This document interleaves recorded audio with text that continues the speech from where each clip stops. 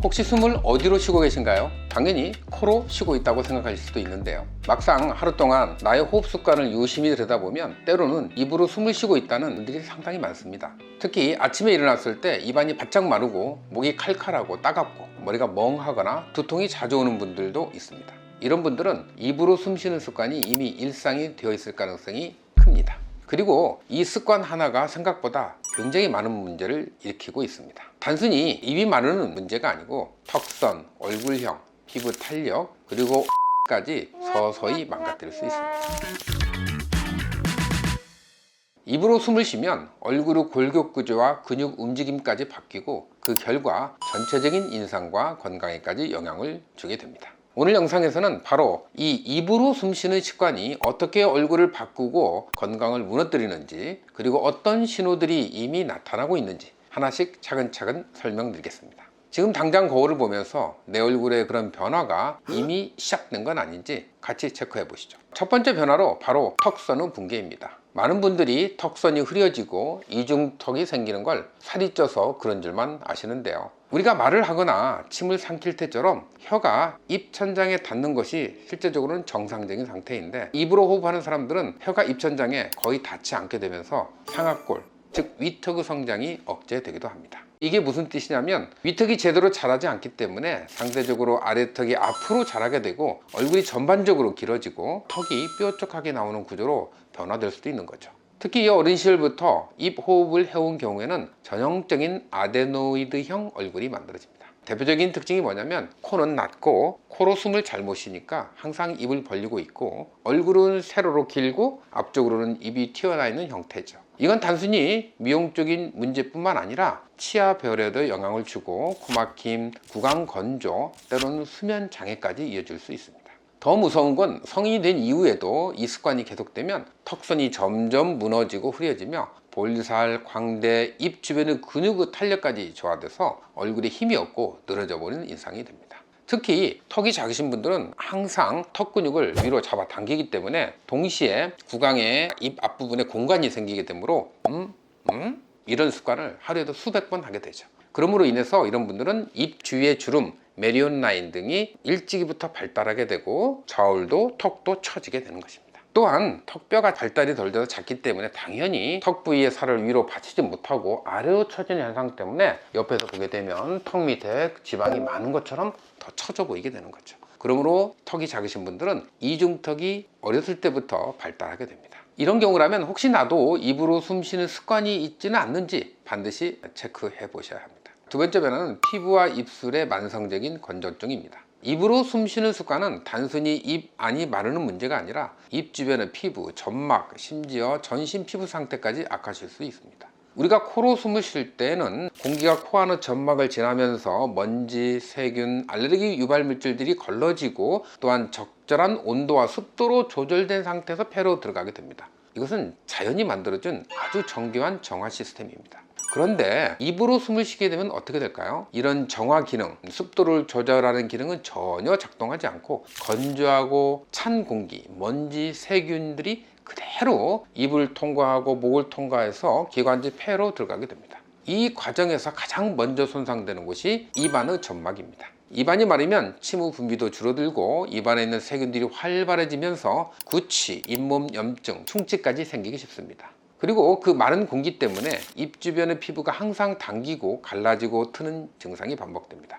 또 하나 많은 분들이 놓치는 게 바로 입술 상태입니다. 입으로 호흡을 자주 하는 분들은 입술이 유난히 건조하거나 껍질처럼 각질이 잘 일어나게 되죠. 심하면 피가 나거나 갈라지기도 하고, 입술이 아무리 건조해서 립밤을 계속 발라도 입으로 숨 쉬는 습관을 바꾸지 않으면 절대 좋아지지 않습니다.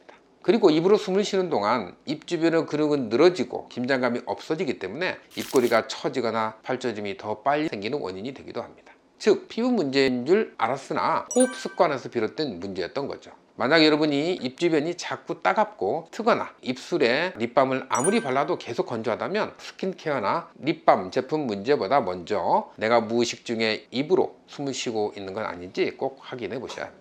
세 번째 변화는 얼굴 근육의 비정상적인 수축과 인상의 변화입니다. 입으로 숨 쉬는 습관은 단순한 호흡 문제가 아니라 우리 얼굴 전체의 인상을 바꾸는 아주 강력한 습관입니다. 입으로 숨을 쉬면 입이 자연스럽게 반쯤 벌어진 상태가 유지되죠. 이 상태에서는 입 주변의 근육을 거의 쓰지 않기 때문에 시간이 지날수록 근육의 긴장감이 떨어지고 아래로 처지는 변화가 생깁니다. 이와 같은 변화는 대체적으로 수면 중에 생깁니다. 그러나 우리가 수면을 하지 않는 낮 시간 동안에는 턱이 작은 분들은 편안한 상태에서 입이 벌어지기 때문에 다른 사람들에게 입 안이나 이빨이 보여지는 걸 싫어하죠. 그렇기 때문에 턱 근육을 잡아당겨서 힘을 주고 계시는 거죠. 이렇게 되면 양쪽과 안쪽에 빈 공간이 생기게 되고 이건 우리에게 매우 불편한 상황이 되게 되는 거죠. 결국은 이와 같은 턱 근육을 들어올리는 근육과 동시에 하게 되는 이런 동작을 하루에도 수백 번씩 하기 때문에 입꼬리 주변에 주름이 깊어지기 시작하고 메리언 라인이 발달하게 되면서 볼살이 처지게 되는 것입니다. 또한 더불어서 턱 위에 있는 피부가 복숭아씨 표면처럼 오돌톨톨톨하게 변하게 되는 거죠. 이와 같이 턱이 작은 사람에 있어서 근육의 비정상적인 수축으로 인한 주변 구조의 변화는 입을 벌리고 있는 얼굴에서 나타나는 특징적인 현상입니다. 또 하나, 입을 벌리고 있는 얼굴은 무의식적으로 턱을 약간 내민 듯한 자세가 되기 때문에 얼굴은 길어 보이고 턱선이 무너져 보이는 시각적 효과도 생깁니다. 입을 다물고 코로 숨을 쉬는 사람은 입 주변의 근육이 단단하고 탄탄하게 유지하기 때문에 얼굴선이 정돈돼 보이고 인상이 또렷하고 깔끔해 보입니다. 반면 입을 벌리고 있거나 또는 입을 벌리고 있는 상태가 좋아 보이지 않아서 불편해서 입을 억지로 닫고 있는 사람은 멍해 보이거나 늘 피곤해 보이거나 항상 입 주변이 긴장된 상태로 많은 움직임이 나타나고 있죠. 그러므로 인해서 얼굴이 더 처지거나 주름이 더 깊어지거나 이러한 현상이 발생하게 됩니다. 이와 같은 얼굴 인상의 변화는 사회적인 이미지나 첫 인상에도 꽤 큰 영향을 줄 수 있죠. 그렇지만 이와 같은 것들은 무의식적으로 본인의 본능적인 반응에 의해서 나타나기 때문에 대부분의 환자분들이 내가 그랬을까? 라고 잘 인식하지 못하는 경우가 매우 많습니다. 입으로 숨을 쉬는 분들은 입이 잘 다물지 않기 때문에 항상 턱 근육을 사용해서 턱을 앞으로 수축하게 되죠. 이러한 수축은 어금니를 더 심하게 물게 할 수 있고, 이라는 것들은 양쪽 차이에 의해서 안면 비대칭, 그리고 결국에 가서는 이를 갈거나 턱 관절의 통증을 일으키게 할 수도 있습니다. 이처럼 입 호흡을 하게 되는 이런 구조적인 문제, 이로 인한 습관 하나가 얼굴 전체의 인상, 표정, 근육 밸런스까지 바꿔버릴 수 있는 겁니다. 단순한 나쁜 습관이 아니라 외모 변화의 출발점이 될 수 있다는 것을 꼭 기억해 주시기 바랍니다. 네 번째는 수면의 질과 면역력 저하입니다. 입으로 숨 쉬는 습관은 단순히 낮 동안의 문제에서만 끝나지 않습니다. 특히 수면 중에 입이 벌어져 있는 경우 구강 건조가 심해지고 코골이나 수면 무호흡증으로 이어질 가능성이 매우 높습니다. 문제는 이게 단순히 숙면을 방해하는 걸 넘어서 우리 몸 전체의 회복 능력을 떨어뜨린다는 점입니다. 수면 중에 산소 공급이 원활하지 않으면 피부 재생, 성장 호르몬 분비, 면역세포 활성도 모두 떨어지게 됩니다. 결국 아무리 낮에 피부에 좋은 걸 바르고 영양제를 먹고 운동을 열심히 해도 자는 동안에 코로 숨을 쉬지 않고 입으로 숨을 쉬게 되는 경우에는 이러한 정상적인 회복 과정이 해결되지 않음으로 해서 잠도 충분하게 잘 수 없을 뿐만 아니라 노화의 속도도 더 빨라질 수밖에 없다는 것이죠. 그렇다면 어떻게 해야 입을 닫은 상태에서 코로 숨을 쉬면서 수면을 할 수 있을까요? 상당한 수 환자 중에서 입으로 숨 쉬고 입을 벌리고자 하는 분들이 하는 방법이 테이핑 수면요법입니다. 입술을 다물도록 얇은 테이프로 입을 닫고 자는 방법인데, 매일 테이프를 가지고 입을 다물고 자게 하는 것도 상당히 쉽지는 않은 일입니다. 물론 효과는 있습니다. 다만 이 경우에 있어서 코가 정상적으로 작동하는 경우는 입을 테이핑을 하고 잠을 자도 큰 문제가 안 생기겠죠. 그렇지만 입을 테이핑한 상태라 할지라도 비염이 심하거나 코가 막혀 있다면 이건 더 큰 문제를 야기할 수 있습니다. 이 방법은 시도하시기 전에 코 기능이 정상인가를 확인하시고 꼭 테이핑을 해야 할지 안 해야 될지는 전문가 상담을 받으셔야 할 걸로 생각이 됩니다. 그렇지만 신통한 방법이 한 가지 있습니다. 우리가 잘 아는 얼굴에 주름을 피거나 꺼진 곳을 채우는 필러, 이 필러를 가지고 입을 다물게 할 수 있습니다. 왜냐하면 대부분이 입으로 숨을 쉬는 분들은 턱이 작으신 분들입니다. 특히 턱이 앞으로 돌출이 안 되는 분들이죠. 돌출이 안 되기 때문에 입술 부위에 연조직을 받쳐주지를 못하는 거죠. 그러므로 인해서 입이 안 다물어지는 것입니다. 그렇지만 우리가 연조직의 볼륨을 복구하기 위해서 사용하는 필러를 뼈가 작은 턱 앞에 붙이게 된다면 우리는 턱의 뼈가 커진 것처럼 만들 수 있는 거죠. 이렇게 됨으로 인해서 받쳐지지 않았던 아랫입술의 연조직이 뼈에 붙여진 필러에 의해서 받쳐지게 된다면 입을 쉽게 다물 수 있다는 뜻이죠. 이와 같은 아이디어는 구조를 바꿈으로 인해서 기능을 개선시키는 아주 흥미로운 방법이 되겠습니다. 제가 진료실에서 입가 주변에 주름이 발달되었다, 얼굴이 처졌다는 분들에게 가장 먼저 체크하는 부분은 턱의 사이즈입니다. 턱이 작으신 분들은 당연히 얼굴이 더 처져 보이고 입가 주변에 주름이나 꺼짐이 더 심하게 되는 거죠. 근데 대부분 환자분들은 그걸 잘 알지 못하시는 경우가 많습니다. 또한 이런 분들은 당연히 본인이 하루에도 수백 번씩 이걸 하는 것도 모르고 계시고, 또 주무실 때 입을 벌리면서 주무시는 것도 잘 인지하지 못하십니다. 다만 제가 상담을 통해서 이러한 불편한 점을 말씀드리면 아 그랬구나 하면서 그것을 깨닫게 되시는 거죠.